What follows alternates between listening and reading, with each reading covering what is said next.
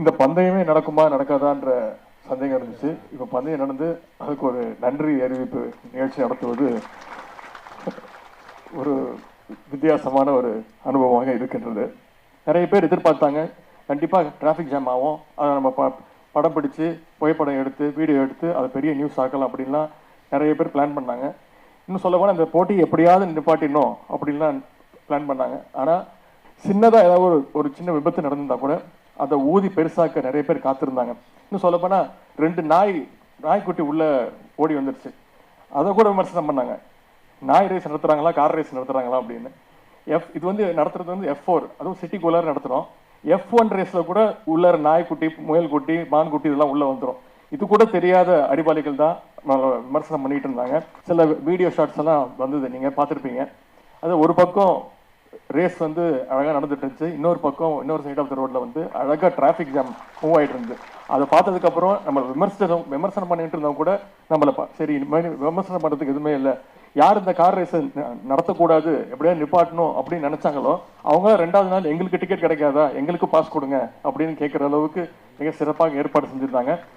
இன்னும் சொல்ல 3 நாள் நடக்க வேண்டிய ரேஸ் இது. வெள்ளி சனி ஞாயிறு. முதலமைச்சர் சொல்லிட்டாரு 3 நாள்லாம் வேணாம், 2 நாள் நடத்தி முடிங்க, பொதுமக்களுக்கு எந்த விதமான இடையூறு இருக்கக்கூடாது அப்படின்னு. சென்னையில் நடந்த இந்த ஃபார்முலா 4 ரேஸை இன்றைக்கு உலகமே புகழ்ந்து கொண்டிருக்கிறது, வியந்து பார்க்கின்றது. எல்லோரும் பாராட்டுகிறாங்க, வாழ்த்துறாங்க. அதற்கு அனைத்து காரணமும் முழு காரணமும் இங்கே வந்திருக்கக்கூடிய நீங்கள் மட்டும்தான். இந்த பந்தயமே நடக்குமா நடக்காதான்ற சந்தேகம் இருந்துச்சு. இப்போ பந்தயம் நடந்து அதுக்கு ஒரு நன்றி அறிவிப்பு நிகழ்ச்சி நடத்துவது ஒரு வித்தியாசமான ஒரு அனுபவமாக இருக்கின்றது. தெற்கு ஆசியாவிலேயே முதன்முறையாக நடைபெற்ற இந்த Chennai formula 4 racing street circuit இரவு நேர கார் பந்தயத்தை மிகப்பெரிய மாபெரும் வெற்றி பந்தயமாக்கிய வெற்றி நிகழ்ச்சியாக்கிய உங்கள் அனைவருக்கும் என்னுடைய வணக்கத்தையும் நன்றியும் நான் இந்த நேரத்தில் தெரிவித்துக் கொள்கின்றேன். நம்முடைய தமிழ்நாடு முதலமைச்சருடைய வழிகாட்டுதல் பேரில் இளைஞர் நலன் மற்றும் விளையாட்டு மேம்பாட்டுத்துறை படைத்து வருகின்ற பல்வேறு சாதனைகளில் இந்த ஃபார்முலா 4 கார் ரேஸும் எப்பொழுதுமே ஒரு தனித்துவமான ஒரு இடத்தை கண்டிப்பாக பிடித்திருக்கும். இந்த மாபெரும் வெற்றியை சாத்தியமாக்கியவர்கள் நீங்கள் மட்டும்தான். எனவே உங்களை எல்லாம் சந்தித்து நன்றி தெரிவிப்பதில் நான் மிகுந்த மகிழ்ச்சி அடைகின்றேன், பெருமை அடைகின்றேன். இங்கே நம்முடைய இளைஞர் நலன் மற்றும் விளையாட்டு மேம்பாட்டுத்துறை, பெருநகர சென்னை மாநகராட்சி, சென்னை பெருநகர காவல்துறை, சுற்றுலாத்துறை, நெடுஞ்சாலைத்துறை, பொதுப்பணித்துறை, மக்கள் நல்வாழ்வுத்துறை, செய்தி மக்கள் தொடர்புத்துறை, தீயணைப்புத்துறை, CMDA, சென்னை பெருநகர குடிநீர் வழங்கல் மற்றும் கழிவுநீர் அகற்று வாரியம், போக்குவரத்து துறை உள்ளிட்ட துறைகளை சார்ந்த கிட்டத்தட்ட 1000 பேரை இங்கே நான் சந்திக்கின்ற வாய்ப்பை பெற்றிருக்கின்றேன். இந்த நன்றி அறிவிப்பு விழாவுக்கு வருகை தந்துள்ள உங்கள் அத்தனை பேரையும் மீண்டும் வருக வருக என்று வரவேற்கின்றேன். சென்னையில் நடந்த இந்த ஃபார்முலா 4 ரேஸை இன்றைக்கு உலகமே புகழ்ந்து கொண்டிருக்கிறது, வியந்து பார்க்கின்றது. எல்லோரும் பாராட்டுகிறாங்க, வாழ்த்துறாங்க. அதற்கு அனைத்து காரணமும் முழு காரணமும் இங்கே வந்திருக்கக்கூடிய நீங்கள் மட்டும்தான். நீங்கள் இல்லாமல் இந்த போட்டி நடந்திருக்காது. அது இவ்வளவு சிறப்பாக நடந்திருக்க வாய்ப்பே கிடையாது. மாண்புமிகு முதலமைச்சருடைய உத்தரவின் பேரில் இந்த வருஷம் மழைக்காலத்துக்கு முன்பே, சென்ற வருடமே நடக்க வேண்டிய போட்டி இந்த வருடம் மழைக்காலத்துக்கு முன்பு ஆகஸ்ட் மாத இறுதியில் நடத்தி முடிக்கணும்னு முதலமைச்சர் அவர்கள் கட்டளையிட்டிருந்தார்கள்.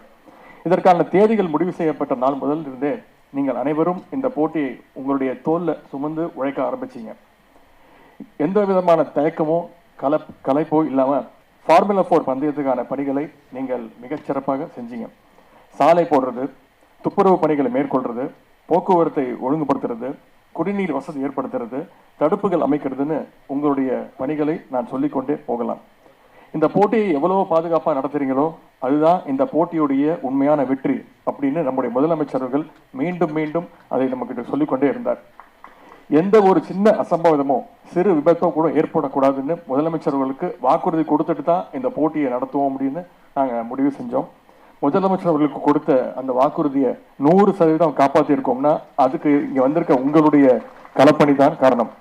உங்களுடைய அந்த அர்ப்பணிப்பை நானும் நம்முடைய விளையாட்டு மேம்பாட்டுத்துறையும் என்றைக்கும் மறக்க மாட்டோம். நம்முடைய விளையாட்டு மேம்பாட்டுத்துறை அதிகாரிகள், அலுவலர்கள், ஊழியர்கள் இங்கே இருக்கீங்க. இந்த போட்டியை நடத்தணும்னு நம்ம ஆரம்பித்த நாள் முதல் போட்டி நடைபெற்ற நாள் வரை உங்களுடைய அந்த நேர்மையான திட்டமிடல், பிளானிங் அண்ட் எக்ஸிகியூஷன் மிகச்சிறப்பாக இருந்தது. அதுதான் இந்த போட்டியின் வெற்றிக்கான பேஸ், அடித்தளம் என்றே சொல்லலாம். நம்முடைய துறையை சார்ந்த அத்தனை பேருக்கும் என்னுடைய வாழ்த்துக்களை, பாராட்டுகளை, நன்றி நான் தெரிவித்துக் கொள்கின்றேன். அதேபோல் மாநகராட்சி பணியாளர்கள், குறிப்பாக தூய்மை பணியாளர்கள் பற்றி சொல்லி ஆகணும். அதிகாலையிலும் அடிக்கிற வெயிலையும் வந்து நின்று பணிகளை செஞ்சாங்க. தூய்மை பணியாளர்கள் ரொம்ப மெனக்கெட்டு அந்த ரேஸ் ட்ராக் முழுவதையும் 2 நாட்களும் தூய்மையாக வச்சுருந்தாங்க.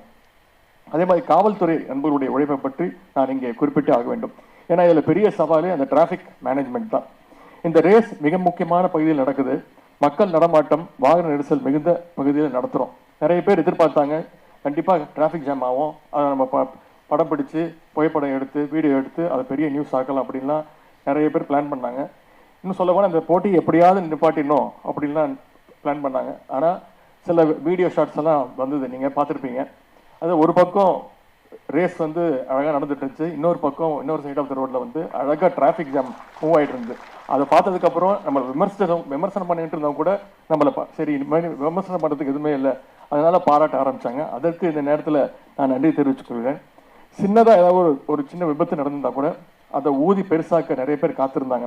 இன்னும் சொல்லப்போனால் 2 நாய்க்குட்டி உள்ளே ஓடி வந்துருச்சு, அதை கூட விமர்சனம் பண்ணாங்க. நாய் ரேஸ் நடத்துகிறாங்களா கார் ரேஸ் நடத்துகிறாங்களா அப்படின்னு. இது வந்து நடத்துறது வந்து F4, அதுவும் சிட்டிக்குள்ளார நடத்துகிறோம்.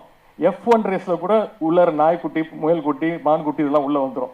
இது கூட தெரியாத அடிபாளிகள் தான் விமர்சனம் பண்ணிட்டு இருந்தாங்க. ஆனால் அதையெல்லாம் தவிடுபொடியாக்கி இவ்வளோ பெரிய வெற்றியை கொடுத்துருக்குறீங்க. ரேஸ் நடந்த அந்த 2 நாளும் எந்த பிரச்சனையும் இல்லாமல் நீங்கள் நடத்தி காட்டியிருக்கீங்க. அதற்கு என்னுடைய வாழ்த்துக்களை நான் தெரிவித்துக் கொள்கிறேன். பாதுகாப்பு பணியில் ஈடுபட்டிருந்த அத்தனை காவலர்களுக்கும், மீட்பு பணிக்காக தயார் நிலையில் இருந்த தீயணைப்பு வீரர்களுக்கும் எங்களுடைய அன்பையும் நன்றியும் நான் தெரிவித்துக் கொள்கின்றேன். சென்னை குடிநீர் வழங்கல் மற்றும் கழிவுநீர் அகற்று வாரியத்தின் அலுவலர்கள், ஊழியர்கள் எல்லா நேரமும் களத்தில் நின்று பொதுமக்களுக்கு, வீரர்களுக்கு என்ன தேவைன்னு பார்த்து நீங்கள் அனைவரும் உதவி செஞ்சீங்க. அதேபோல் சுற்றுலா வளர்ச்சி கழகத்தை சேர்ந்த அதிகாரிகள், அலுவலர்கள் இங்கே இருக்கீங்க. நியாயமா பார்த்தா உங்களுடைய பணிதான் முதல்ல ஆரம்பிச்சது.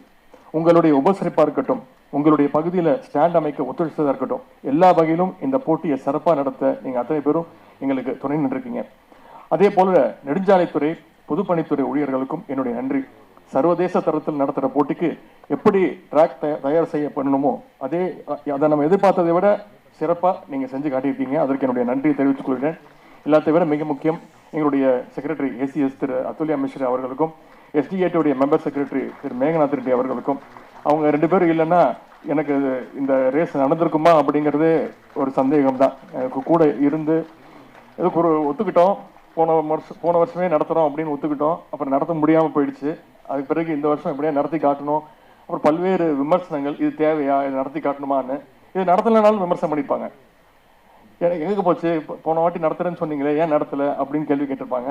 இருந்தாலும் நடத்தி காட்டுவோம், நம்மளாலையும் சென்னையிலையும் இப்படி ஒரு இன்டர்நேஷனல் லெவலில் ஒரு ஈவெண்ட் நடத்த முடியும் அப்படிங்கிறது செஞ்சு காட்டுறதுக்கு முழுதும் எனக்கு உறுதுணையாக இருந்த ACS திரு அதுல்யா மிஸ்ரா IAS அவர்களுக்கும், SDAT மெம்பர் செக்ரட்டரி திரு மேகநாத் ரெட்டி அவர்களுக்கும் இந்த நேரத்தில் நன்றியை மீண்டும் நான் தெரிவித்துக் கொள்கின்றேன்.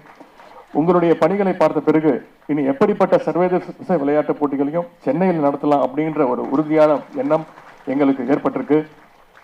இறுதியாக ஒரே ஒரு விஷயம், ஃபார்முலா 4 ரேஸை நம்ம வெற்றிகரமாக நடத்தி முடிச்சிட்டோம். 10 நாள் ஆச்சு.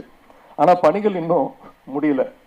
எப்படி நம்ம ஏற்பாடுகளை செஞ்சோமோ அதே மாதிரி சாலைகளை, அந்த போட்டி நடந்த இடத்தை எல்லாம் பழைய நிலைமைக்கு நாம் கொண்டு வந்தாக வேண்டும். ஏற்கனவே அமைச்ச தடுப்புகளை அப்புறப்படுத்துறது, சாலையை சரி பண்ணுறது, அந்த பணிகளும் இப்போ தொடர்ச்சியாக நடந்துகிட்டு இருக்கு. உங்களை எல்லாம் பாராட்டுகின்ற அதே வேளையில் பொதுமக்களுக்கு இடையூறு ஏற்பாடாத வண்ணம் அந்த அப்புறப்படுத்துகின்ற பணிகளையும் நீங்கள் கவனமாக செஞ்சு முடிக்கணும்னு இந்த நேரத்தில் தாழ்மையாக வேண்டி கேட்டுக்கொள்கின்றேன். மிக முக்கியமாக சென்னையுடைய அந்த விளையாட்டு ரசிகர்கள், கார் ஃபேன்ஸ், அவங்களுக்கு இந்த நேரத்தில் நான் நன்றி தெரிவிச்சுக்கிறேன். ஏன்னா ஆரம்பத்தில் எத்தனை ஸ்டாண்ட்ஸ் போட போகிறோம், எத்தனை கேலரிஸ் போட போகிறோம் அப்படின்னு சொன்னபோது கிட்டத்தட்ட 8000 பேர் அமர்வதற்கு வசதியாக இருக்கைகள் அமைக்கப்படும் சொன்னாங்க. நான் வந்து அந்த RPTL நிறுவனத்தை கேட்டேன், 8000 பேர் வருவாங்களா கார் ரேஸ் பார்க்கறதுக்கு? பொதுமக்கள் வருவாங்க, பட் கேலரி போடுறோம், அது எப்படி உள்ள அனுப்ப போகிறோம், எப்படி டிக்கெட் சேல்ஸ் பண்ண போறீங்கன்னு. கண்டிப்பாக வருவாங்க அப்படின்னு சொன்னாங்க. நாங்கள் நினைச்சதை விட அதிகமான டிக்கெட் சேல்ஸு. அதாவது யார் இந்த கார் ரேஸை நடத்தக்கூடாது, எப்படியா நிப்பாட்டணும் அப்படின்னு நினைச்சாங்களோ அவங்க 2வது நாள் எங்களுக்கு டிக்கெட் கிடைக்காதா, எங்களுக்கு பாஸ் கொடுங்க அப்படின்னு கேட்குற அளவுக்கு மிக சிறப்பாக ஏற்பாடு செஞ்சுருந்தாங்க.